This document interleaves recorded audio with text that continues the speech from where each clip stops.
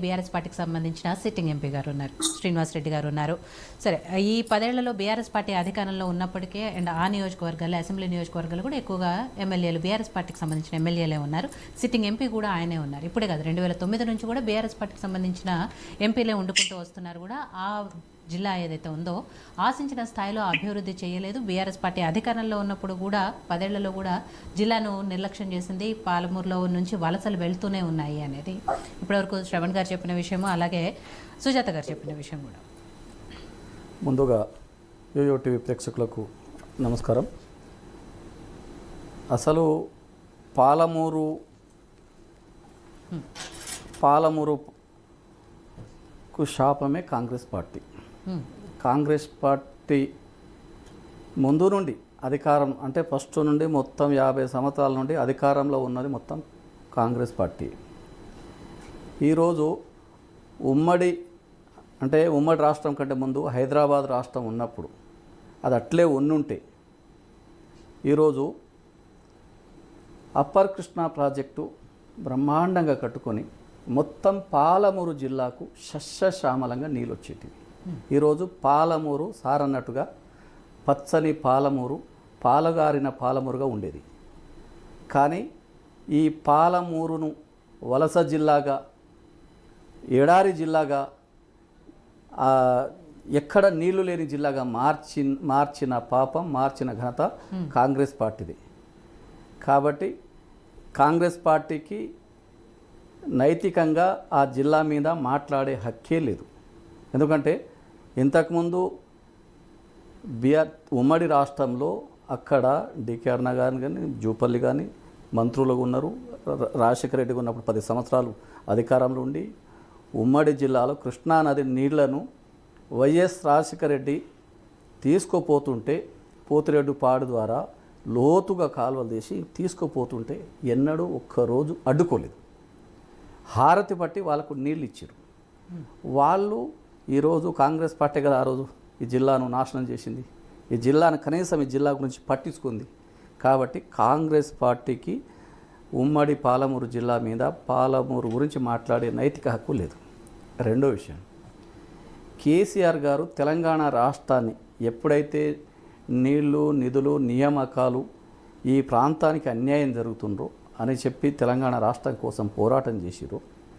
పోరాటం చేసిన తర్వాత మహబూబ్ నగర్ జిల్లాలో గిటంగా ఆయన మొత్తం కృష్ణా నది పరివాహక ప్రాంతం అంతా, నడిగడ్డ ఇదంతా పాదయాత్ర చేసిండు. పాదయాత్ర చేసి ఇక్కడ ఇంత మంచి నీళ్లు ఉన్నాయి, ఈ నీళ్ళన్నీ ఉట్టిగా సముద్రంలో పాలవుతున్నాయి.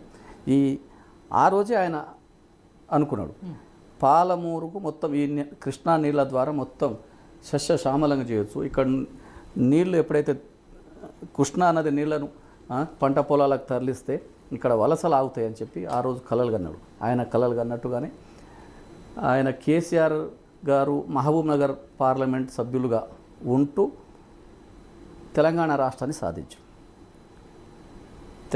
మహబూబ్ నగర్ జిల్లాలో, పాలమూరు జిల్లాలో ఏమేమి సమస్యలు ఉన్నాయి ఆ సమస్యలను ఆయన ఎంపీగా ఉన్నాడు కాబట్టి అక్కడ క్షుణ్ణంగా ఏ నియోజకవర్గంలో ఏమేమి సమస్యలు ఉన్నాయి, ఎక్కడ ప్రాజెక్టు కడితే ఏ ప్రాంతానికి నీళ్ళు వస్తాయి, ఏ నియోజకవర్గాలకి ఎన్ని ఎకరాలకు నీళ్ళు ఇవ్వచ్చు అని చెప్పి ఆ రోజు ఆయన కలలు కన్నాడు.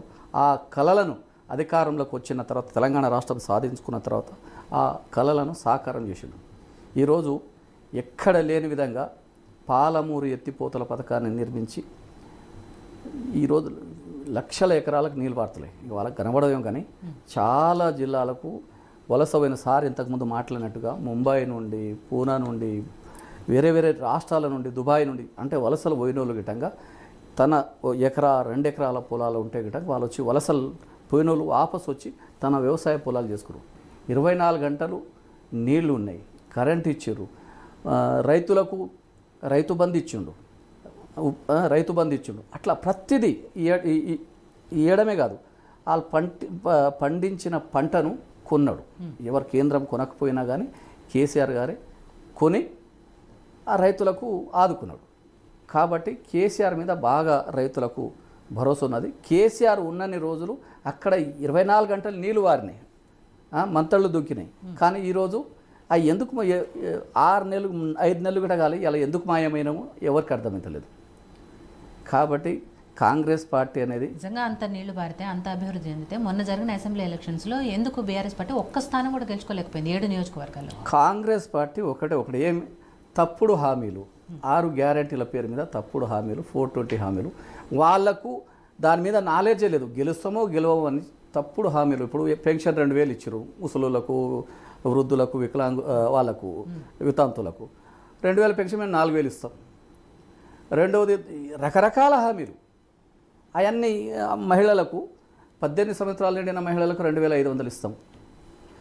ఇంకోటి రైతులు మీరు రుణమాఫీ అయింది కదా, పోయి ఇమీడియట్లీ తెచ్చుకొని 2 లక్షలు నేను వచ్చిన ఎంబడే ఇట్లా సంతకం ముఖ్యమంత్రిగా ప్రమాణ స్వీకారం చేసిన ఎంబడే డిసెంబర్ 9 తారీఖు నాడు నేను మీకు రుణమాఫీ చేసేస్తా, ప్రమాణ స్వీకారం చేసిన తెల్లారే మీకు రుణమాఫీ చేసేస్తా అని చెప్పాడు. కానీ ఏది ఒక్కటన్నా ఇంప్లిమెంట్ అయిందా? కనీసం జనవరి నెలకు సంబంధించిన పెన్షన్లు ఇవ్వడానికి సరిగ్గా లేదు.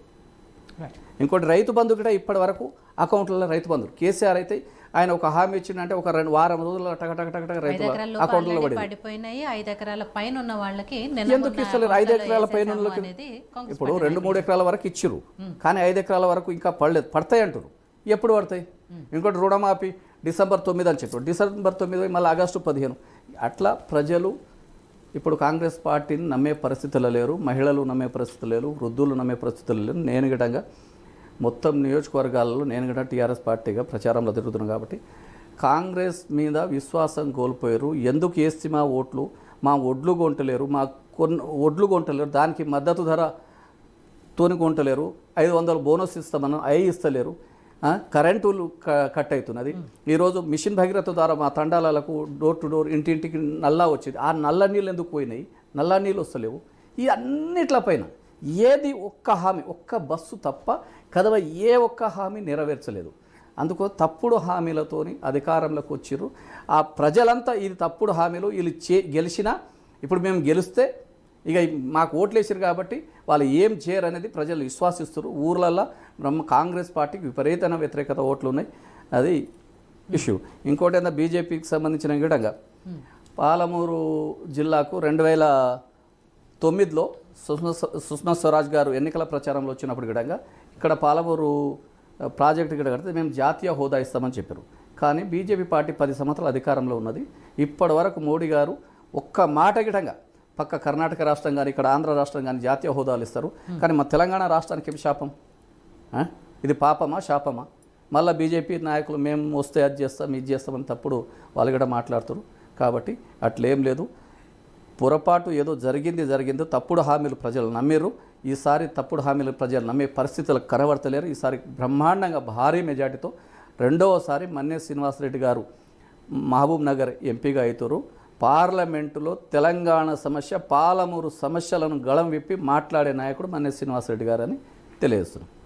సో మనతో పాటు డిబేట్లో జాయిన్ అయ్యారు తెలంగాణ బీజేపీ సీనియర్ నాయకులు శంకరప్ప గారి నుంచి. చాలా హోరాహోరీగా పోటీ ఉంటుంది, కానీ కొన్ని సర్వేలో లేకపోతే వాళ్ళ యోటీవీ కూడా మన మహబూబ్ నగర్కి సంబంధించే డిబేట్ పెట్టేటప్పుడు ఆన్లైన్ పోల్ సర్వే చేస్తే దాంట్లో ఎవరు గెలుస్తారు మహబూబ్ నగర్ ఎంపీ సీట్ అనే దాంట్లో బీజేపీకి సంబంధించి 40% వచ్చింది, కాంగ్రెస్కి సంబంధించి 50% వచ్చింది, బీఆర్ఎస్కి సంబంధించి 10% మాత్రమే వచ్చింది. సో మన్నే శ్రీనివాసరెడ్డి గారు రెండోసారి ఎంపీగా ఎంతవరకు గెలుస్తారు అనే దాంట్లో సరే సర్వేలు చెప్పుకున్నారా, లేదా మీరు మీ పార్టీ నాయకులే నమ్ముకుంటారు కాబట్టి మీకు గ్రౌండ్ రియాలిటీ తెలుసు, మీరు కూడా ఆ నియోజకవర్గానికి సంబంధించిన వ్యక్తే కాబట్టి వాస్తవ పరిస్థితులు ఎలా ఉన్నాయి అనేది?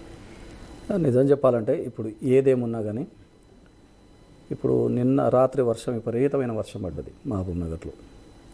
రైతుల ఒడ్లన్నీ కళ్ళాల మీద ఉన్నాయి, తడిసిపోయినాయి.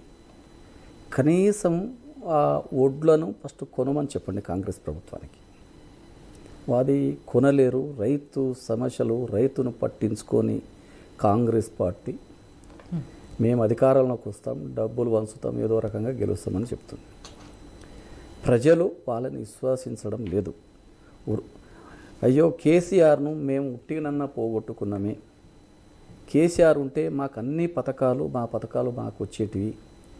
తప్పుడు హామీలను నమ్మి, తప్పుడు పథకాలను నమ్మి 2000 4000 ఇస్తారని, మహిళలకు 2500 ఇస్తారని, నిరుద్యోగులకు ఉద్యోగ భృతి ఇస్తారని, ఇట్లా రకరకాల హామీలను ఇస్తారు.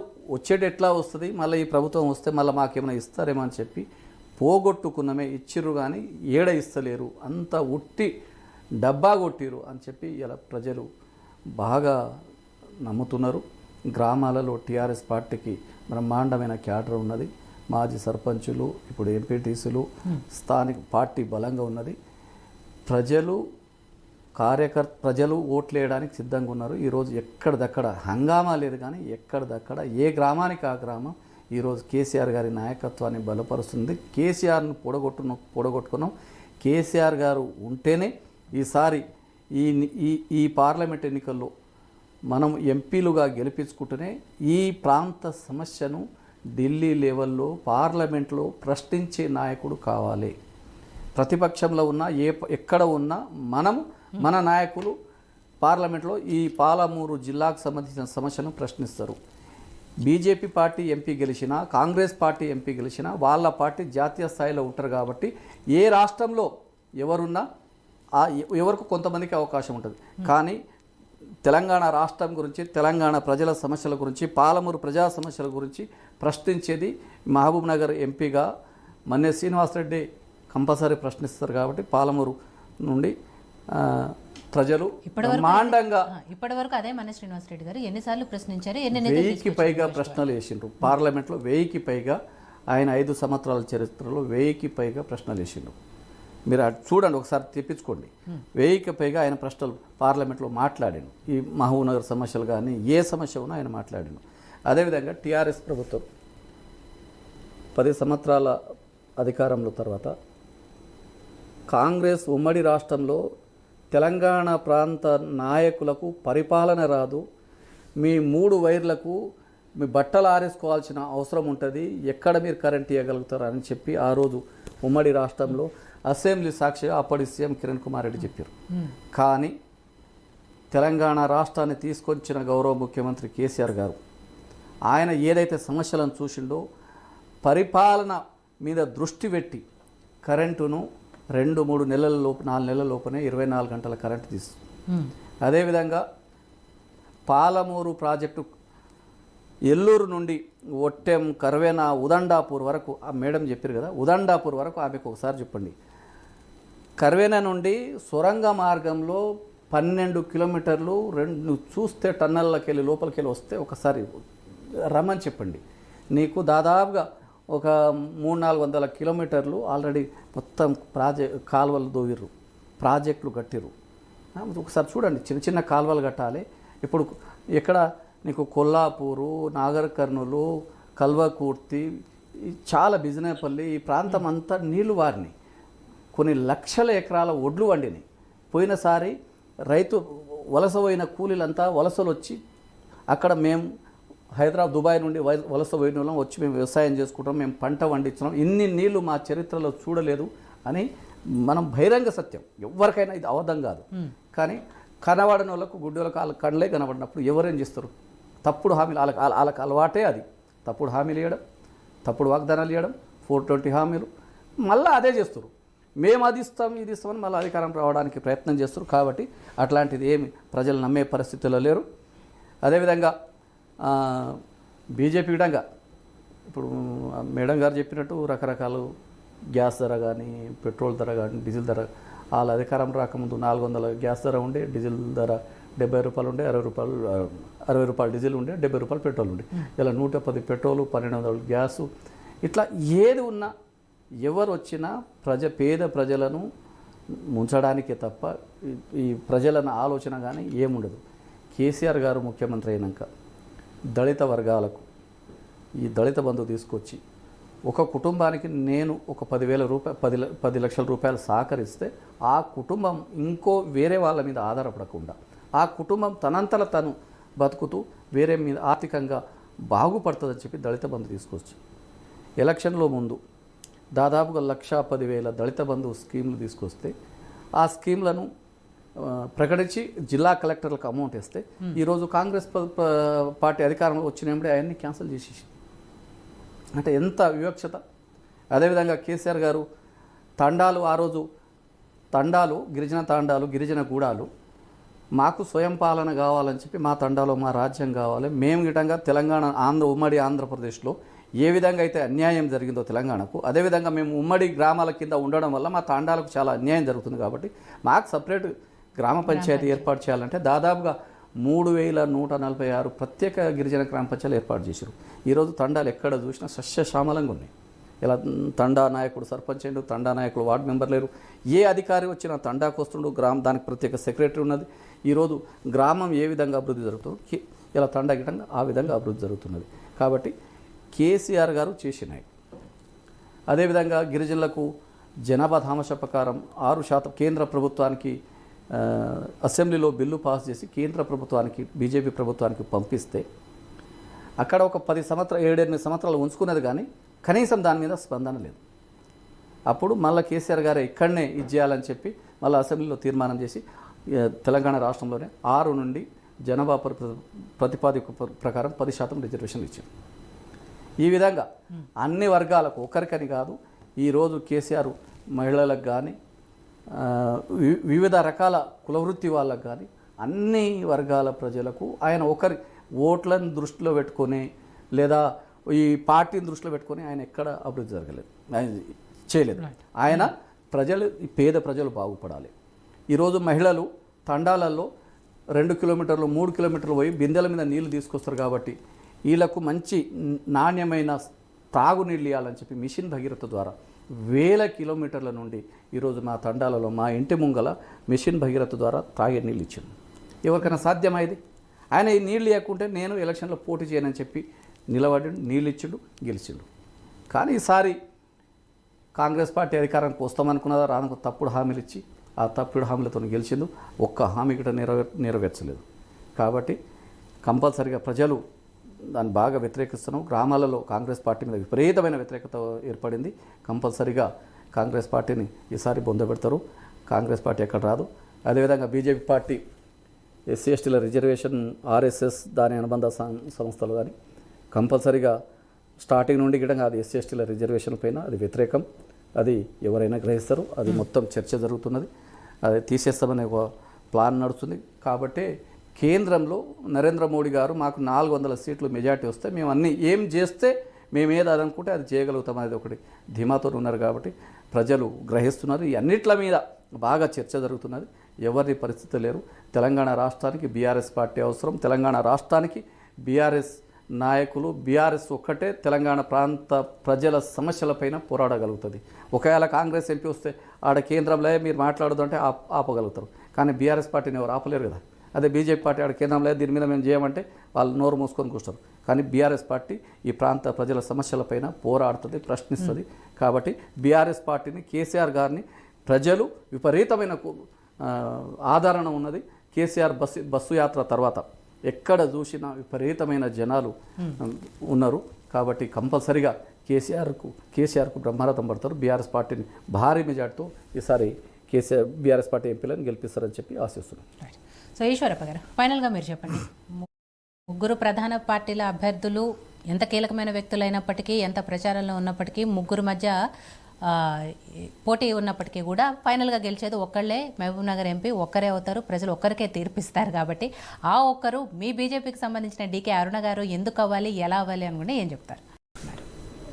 ఇప్పుడు 10% బీఆర్ఎస్ కన్నా విషయం ఏంటంటే సార్ అన్నట్టుగా ఈ సర్వేలో పాల్గొనేది అంటే యువత, వాళ్ళు చదువుకున్న పాల్గొన్నారు. నిజంగా ఏంటంటే ఊర్లలో రైతులు, మహిళలు, ముసలోళ్ళు, నిజంగా చదువు రానోళ్ళు, గిరిజనులు, దళితులు వీళ్ళంతా ఏ సైడ్ ఉన్నారు ఇది ఆలోచించాలి. మేము ఊర్లలో మేము ఎవరికేం వ్యతిరేకం కాదు. ఏ పార్టీ అయినా కొన్ని ఓట్లతోనూ ఆ పార్టీ ఈ పార్టీ ఏదో ఒక పార్టీ గెలవచ్చు. 3 ఎవరైనా ఒకరే గెలుస్తారు. కానీ నిజం ఏంటంటే పోయినసారికి ఈసారికి స్థానిక ఎమ్మెల్యేల మీద కొంత వ్యతిరేకతతోని కొంత ఓట్లు తక్కువ వేసి కేసీఆర్ గారు ముఖ్యమంత్రి కావాలని అనుకోరు అందరు. కానీ స్థానిక ప్రజాప్రతినిధుల మీద కొంత, సర్పంచుల మీద కొంత, అట్లా కొంత వ్యతిరేకత ఉండడం వల్ల కొంత ఓడిపోయినాం. కానీ ఓడిపోయినాక ముఖ్యమంత్రిగా కేసీఆర్ గారు ఓడిపోయినాక 1-2 నెలల తర్వాత కేసీఆర్ గారు ఎప్పుడైతే సూర్యాపేట ప్రాంతానికి రైతుల సమస్యల మీద బయలుదేరిరో దాని తెల్లారి నుండి ప్రజలకు విపరీతమైన ఒక ఆలోచన ఏర్పడింది. కేసీఆర్ మాట్లాడిన మాటలు కానీ, మాట్లాడిన విధానం కానీ, రైతు సమస్యలపైన ఆయన మాట్లాడిన విధానం కానీ, అదేవిధంగా మహిళలకు పెన్షన్ ఇవ్వకపోవడం కానీ, ఆడపిల్లలకు 2,500 ఇవ్వకపోవడం కానీ, రైతు వడ్లకు మద్దతు ధరగా తర్వాత బోనస్గా ఒక 500 ఇవ్వకపోవడం కానీ, ఇట్లాంటి చాలా అంటే ఏదన్నా ఒక్క హామీనన్నా నెరవేర్చి ఉంటే ఈరోజు కాంగ్రెస్ పార్టీని విశ్వసిస్తుంది. కానీ ఊర్లలో తిరిగితే అట్లా కనబడతలేదు. బీఆర్ఎస్ పార్టీ ఏంటంటే హంగామా చేస్తలేదు, హంగామా ప్రచారం పాల్గొంటలేదు. కానీ కార్యకర్తలు ఏ గ్రామానికి ఆ గ్రామం తమ ఓట్లు ప్రజలను బీఆర్ఎస్ పార్టీకి వేసే విధంగా బూత్ లెవెల్లో కార్యకర్తలు పనిచేస్తారు. అదేవిధంగా ప్రజలు పూర్తి స్థాయి కార్యకర్త ఓకపోయినా ఎక్కడ పోతే ఆయన ఎందుకు వస్తలేవు, మేము ఈసారి కేసీఆర్ గారికి ఓటేయాలనుకుంటున్నాం అనే రీతిలో ప్రజలు వస్తారు. కాబట్టి కంపల్సరీగా ఎన్ని సర్వేలు చేసినా కొన్ని అటు జరగవచ్చు, కొన్ని ఇటు జరగవచ్చు. సర్వేలు తారుమారైన పరిస్థితులు కూడా చాలా ఉన్నాయి. ఒక్కొక్కసారి అందరు ఎమ్మెల్యేలు గెలిచినా కానీ కేసీఆర్ ఎంపీగా గెలిచినప్పుడు ఎవ్వరు మాకు ఒక్క ఎమ్మెల్యే గట్ట లేరు. కానీ కేసీఆర్ గారు ఎంపీగా గెలవలేదా, అట్లా తారుమారుగా జరిగే పరిస్థితి ఉంటుంది. అట్లా ఏముండదు.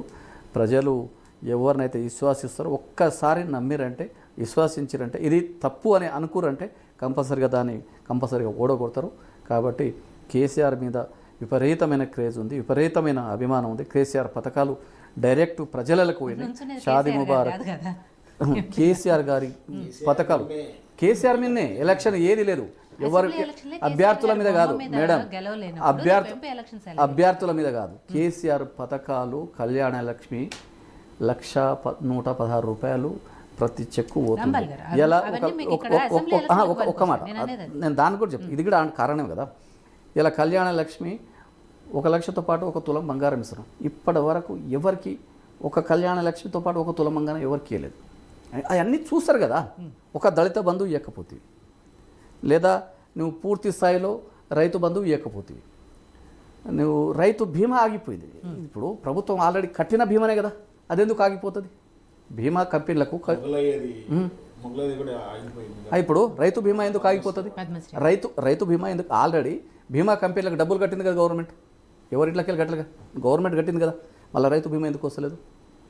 దీనికి బాధ్యులు ఎవరు? ఇది అడగలేరా? ఇట్లాంటి చాలా సమస్యలపైన ఈరోజు ప్రజలు తమ ఆలోచన విధానం, ఎవ్వరు చదువు మీద ఎవరు పెట్టినంత దృష్టి కేసీఆర్ గారు పెట్టారు. 1000కి పైగా ఎక్కడ 90 గురుకుల పాఠశాలలు, ఎక్కడ 1000 గురుకుల పాఠశాలలు, లేదా ఎస్సీ ఎస్టీ బీసీల పిల్లలు చదువుకుంటారు అంటే ఇలా కేజీ నుండి పీజీ వరకు ఉచిత ఇంగ్లీష్ మీడియం విద్యలు, ఇలా మంచి నాణ్యమైన భోజనంతో, అదేవిధంగా ఎస్సీ ఎస్టీ పిల్లలకు ఓఆర్సీసీ స్కాలర్షిప్ ఇచ్చి విదేశాలలో విద్య, దానికి ఆర్ఎస్ ప్రవీణ్ కుమార్ గారిని సెక్రటరీగా చేసి అలా బ్రహ్మాండమైన ఎస్సీ ఎస్టీ పిల్లలకు భరోసా కల్పించారు చదువుతూ. కాబట్టి కంపల్సరీగా ఈ అన్నిట్ల మీద కేసీఆర్ గారిని ప్రజలు విశ్వసిస్తారు. కాబట్టి ఈసారి కేసీఆర్ గారి నాయకత్వంలోనే మహబూబ్ నగర్ పార్లమెంట్ సభ్యులుగా మన శ్రీనివాసరెడ్డిని రెండోసారి ఎంపీగా కంపల్సరీ గెలిపిస్తారు. ఎందుకంటే మాకు కులం లేదు, మతం లేదు, వర్గం లేదు, అన్ని సకల సంబంధ వర్గాల ప్రజలు బీఆర్ఎస్ పార్టీ అందరు మా వాళ్ళే, అందరి కోసం పనిచేస్తుంది, అన్ని వర్గాల కోసం పనిచేస్తుంది. కాబట్టి కంపల్సరీగా ఈసారి పార్లమెంట్ ఎన్నికల్లో మన్నే శ్రీనివాసరెడ్డి గారిని భారీ మెజార్టీతో గెలిపిస్తారని ఆశిస్తున్నాను. చూద్దాం నిజంగానే మహబూబ్ నగర్ పార్లమెంటు నియోజకవర్గ ప్రజలు ఎలాంటి తీర్పిస్తారని. రెండోసారి మన శ్రీనివాసరెడ్డి గారిని గెలిపించుకుంటారా, లేకపోతే డీకే అరుణ గారిగా, వంశీచంద్ గారిగా, ఎవరికి అధికారం ఎంపీ స్థానం కట్టబెడతారని చూద్దాం. థ్యాంక్ యూ రాంబాల్ గారు అండ్ శ్రవణ్ గారు, సుజాత గారు అండ్ ఈశ్వరప్ప గారు. థ్యాంక్ యూ సో మచ్ అండి డిబేట్లో పార్టిసిపేట్ చేసినందుకు.